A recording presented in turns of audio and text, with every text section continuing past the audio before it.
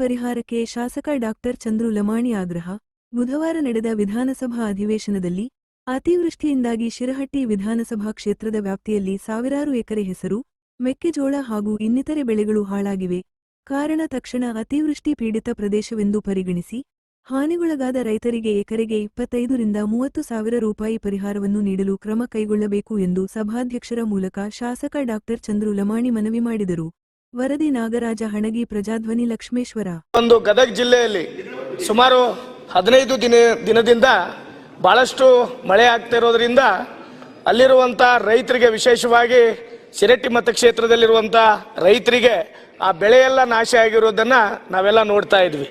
ವಿಶೇಷವಾಗಿ ಅಲ್ಲಿ ಬೆಳೆದಿರುವಂತ ಬೆಳೆ ಇವತ್ತು ಹೆಸರಾಗಿರ್ಬೋದು, ಮೆಕ್ಕೆಜೋಳ ಆಗಿರ್ಬೋದು, ಶೇಂಗಾ ಆಗಿರ್ಬೋದು, ಉಳ್ಳಾಗಡ್ಡೆ ಆಗಿರ್ಬೋದು, ಅವೆಲ್ಲವೂ ಸಹಿತ ನಾಶ ಆಗಿರುವಂಥದ್ದು ನಾವೆಲ್ಲರೂ ಸಹಿತ ಇವತ್ತು ನೋಡ್ತಾ ಇದ್ವಿ.